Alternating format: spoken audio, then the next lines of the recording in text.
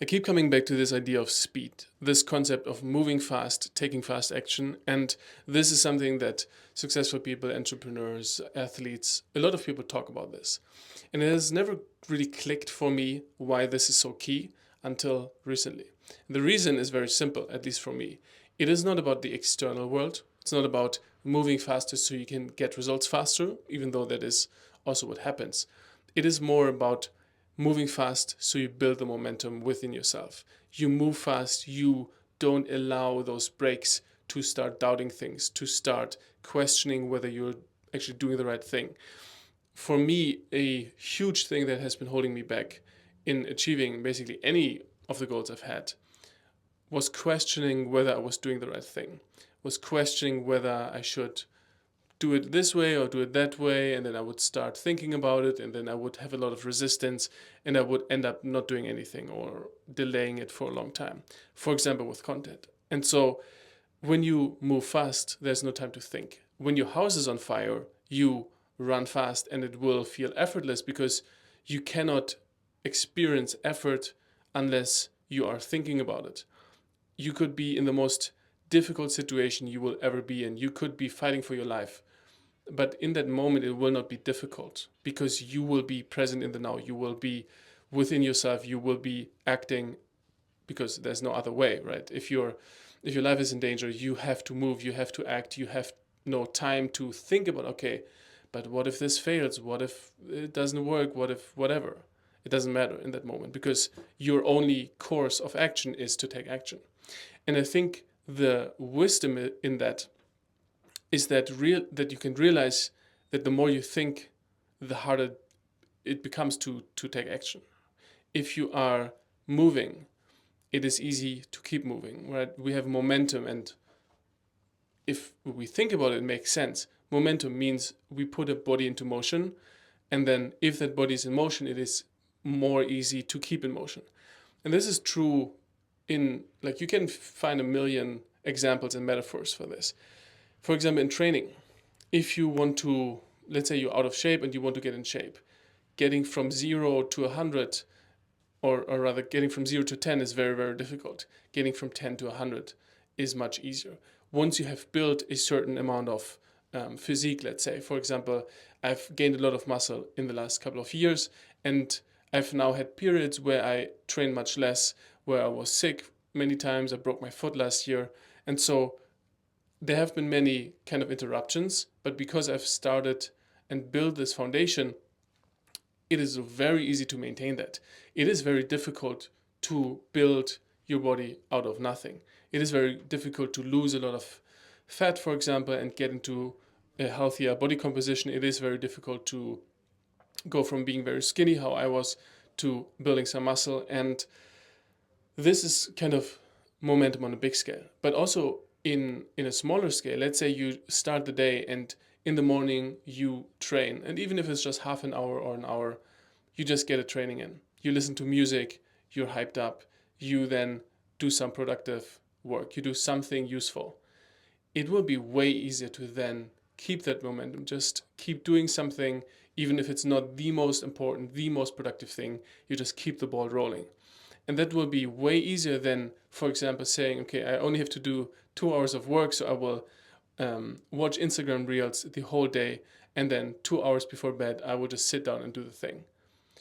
That will be probably very difficult. And I've noticed, maybe it's different for everyone how much it affects you, but I've noticed that when I start the day with bad momentum, when I start the day and I maybe lay in bed a bit, I check my phone, I maybe download Instagram, start scrolling, maybe eat some bullshit food, my day is screwed. Like, I've spent like 7 or 8 years building myself up, trying to build better habits, trying to change myself, trying to change my mind.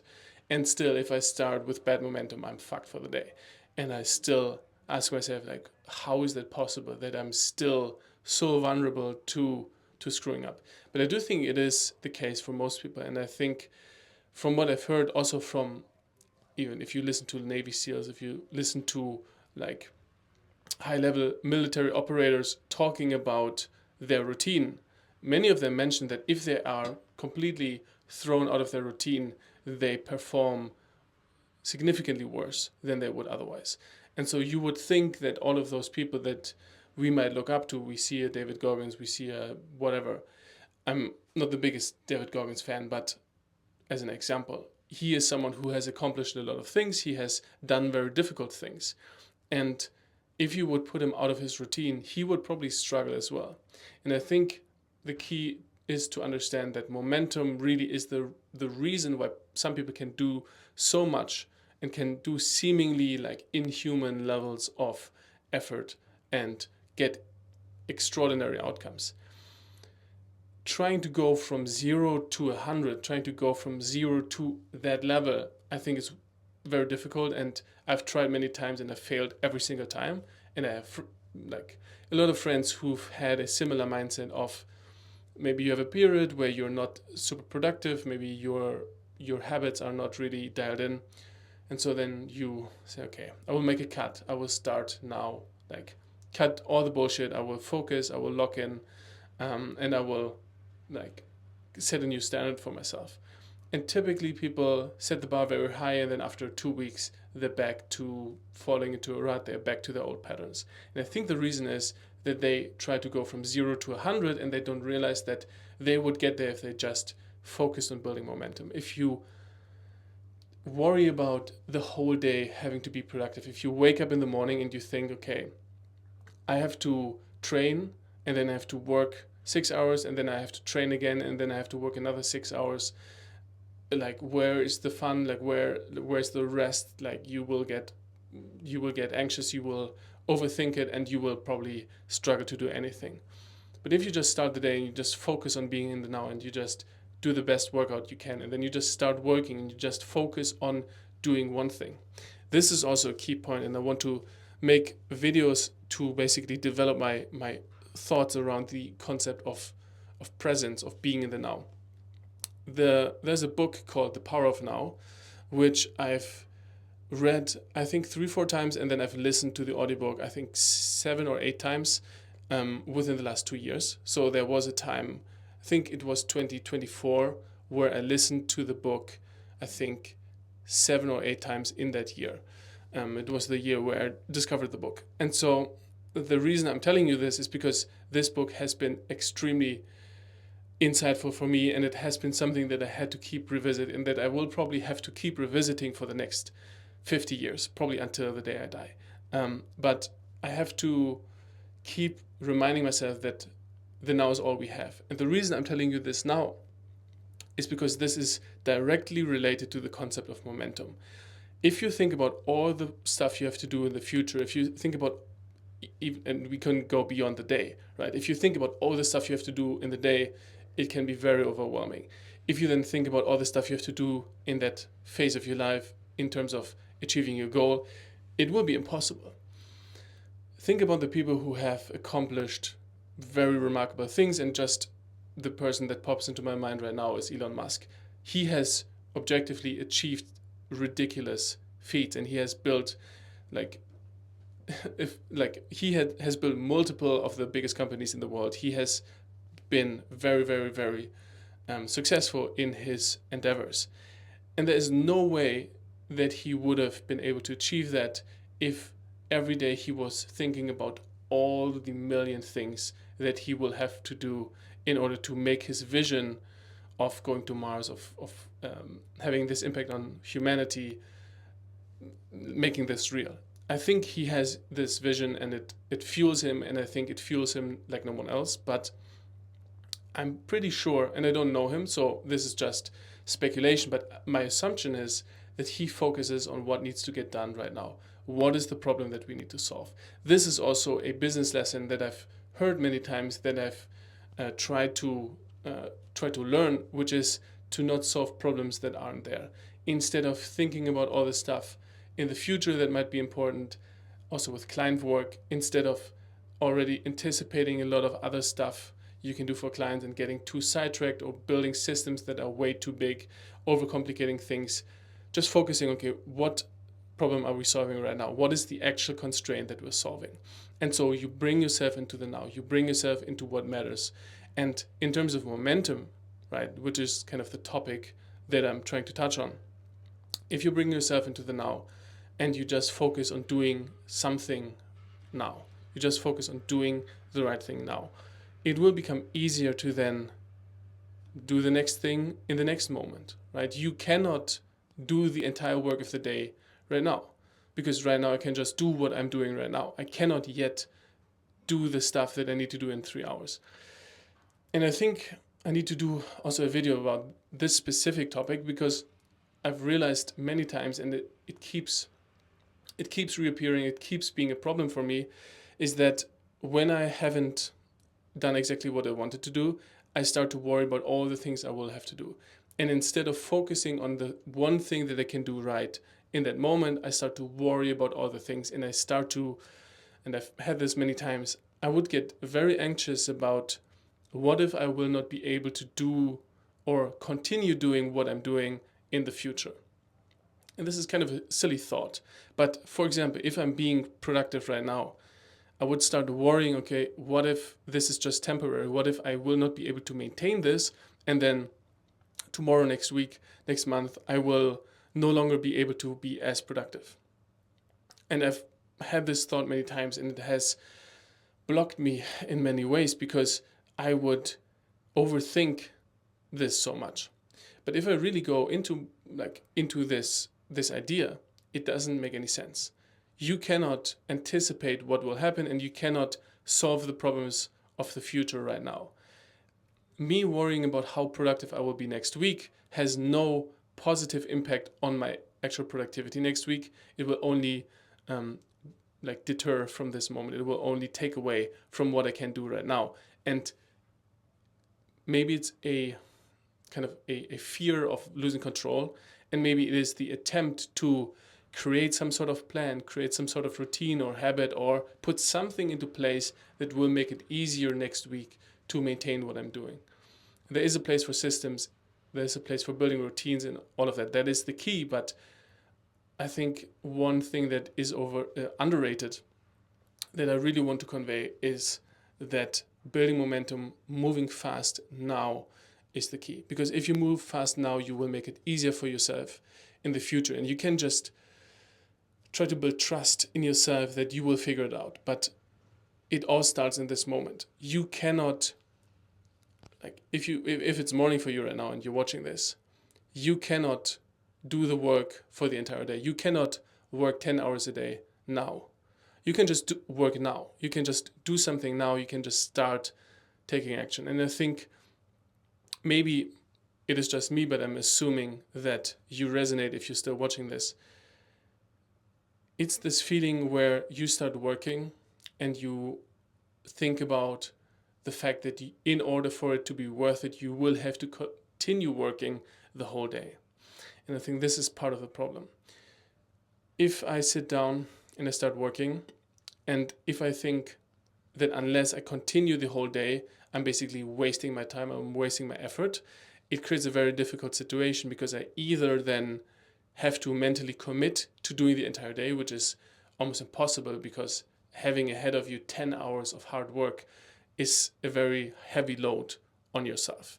And if you're not in a state where you're really fired up, really motivated, really in the right spot mentally, it will be a crushing weight. But at the same time, it is very difficult to then try to push that away, because deep down you know that if you only did this 1 hour and then you stopped, you would get much less of what you're actually trying to accomplish. And so I don't have a perfect solution for this. I'm trying to develop this thought and share it with you. So I think this will be useful. And I think the solution, at least the solution I've found so far, is to make it a habit, make it a practice to bring yourself into the now, to focus on momentum right now, building speed, building that drive. Not trying to work the whole day, because in whatever state you are, it is almost impossible to work the entire day, to commit and to actually be ready to do that. But if you're building momentum, if you're moving with speed, and that means, and I haven't given an example yet, even though I've talked about it for 15 minutes. An example of this is you finish a task, and instead of then checking your phone, taking a break, just whatever, you finish the task and you immediately jump to the next one. If you eat food, you don't get out your phone, start scrolling, start getting distracted, but you eat food, you're present with your food.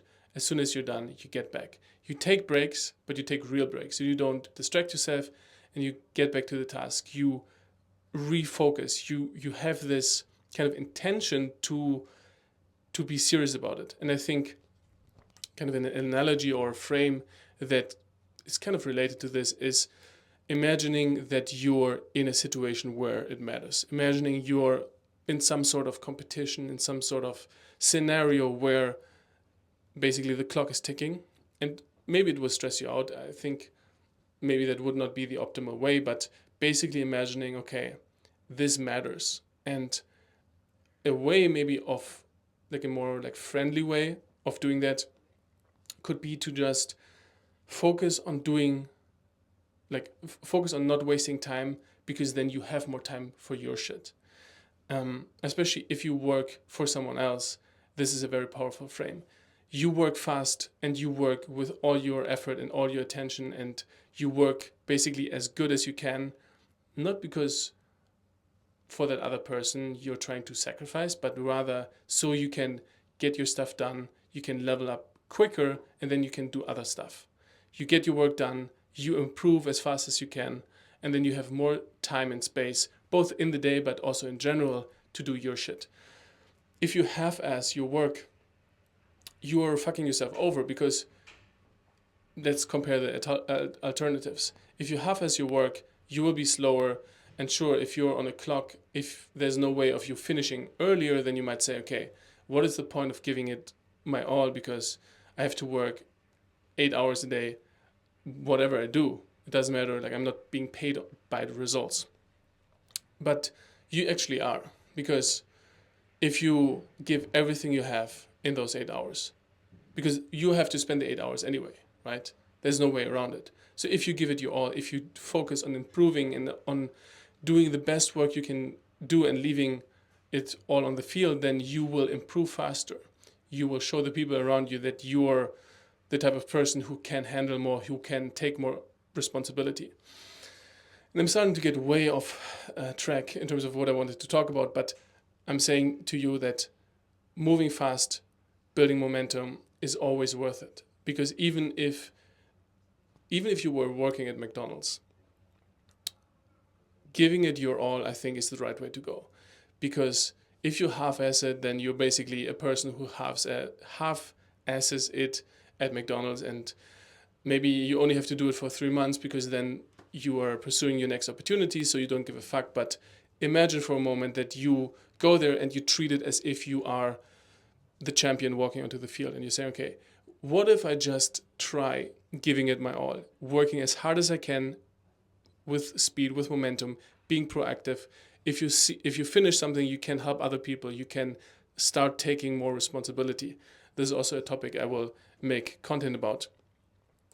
Responsibility is not given to you, it is usually taken. So when you take more responsibility, people will give you more responsibility. And this will happen way faster than you think.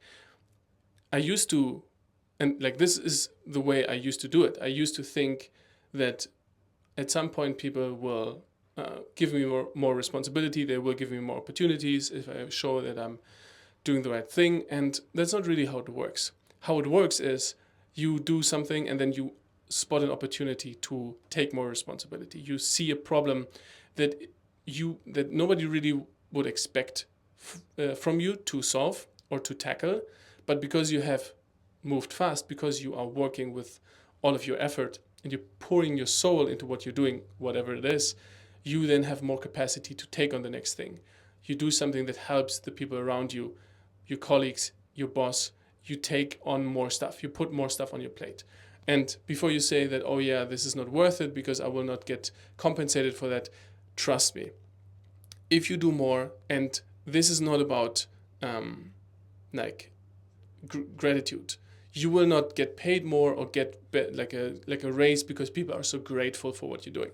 This is not how it works, and that's not the point. The point of working really hard is not so that then people reward you because that's what you deserve. I don't think the world works that way. you will get more because it will benefit the people around you. If you work for someone who is not completely retarded, and I don't think, like, don't ever think that that is the case, because that will usually not be the case, and it's a very easy cop out. If you work for someone and they see that you are an A player, if they see that you're pouring your soul into what you're doing, you're taking on more responsibility, you're looking for problems, you're proactive, instead of everyone else who's just doing what they're told, and when they're finished, they're just chilling, they're taking a break, they're whatever. You are the person who's pushing, who's solving problems, who's looking for ways to make the whole team, the whole business better.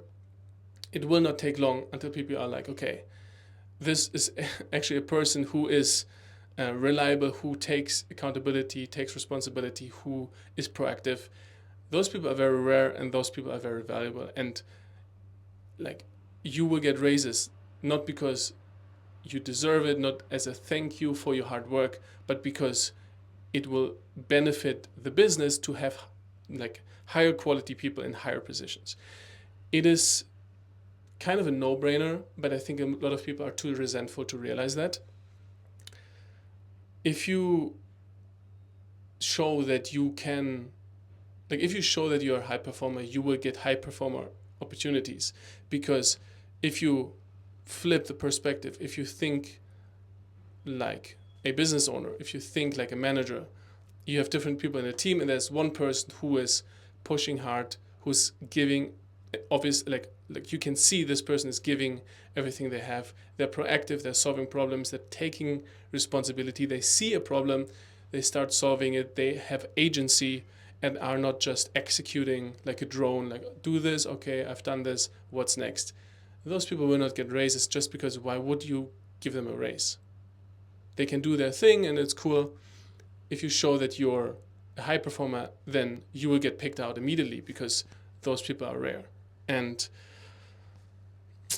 that's another argument for moving with speed, with momentum. And again, this is not hustle advice. I'm not a hustler.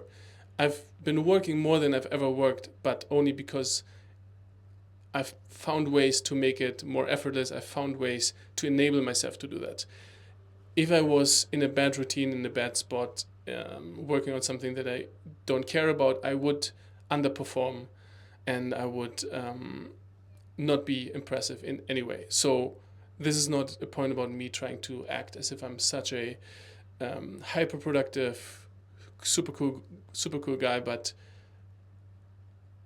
the reason I've been so obsessed with these topics, and the reason I'm making content, and the reason I've been looking into this stuff for many years, and spending so much time experimenting, trying things, like thinking about the philosophy of all of those things, looking for better ways to do it, is because I've struggled so much with getting the stuff done that I wanted. I've had goals, and I've realized that I just wasn't good enough, that I wasn't doing enough. And this is a very soul-crushing feeling. The big downside of taking responsibility for your life is that you realize that nobody's going to save you, and that, like, if things are not working, then you're not doing the right stuff, and you're probably not doing enough. And that's a very humbling experience, and that's why I'm saying to you, this is something that works if you're lazy like me. And I don't want to speak things like over myself. I think nobody really is lazy. It's just a matter of having the right configuration. But to end this extremely long video, I just want to say, momentum is your best friend. If you understand that the more you do, the more you can do, focusing on the now, focusing on doing what you can, and having a certain amount of seriousness, and basically treating life as a professional. Professionals also play, so it is not about being overly serious about life. It's not about not having fun, not having enjoyment, not playing. I think play is a key part of life. It's a key part of training. It's a key part of getting better, playing around with stuff. If you're fighting, inspiring, playing is the way you learn. But you also want to be a professional. You want to treat things with a certain amount of seriousness. I think that's also a topic for another video, but I think being treating life with respect. Maybe that is a better word to use here.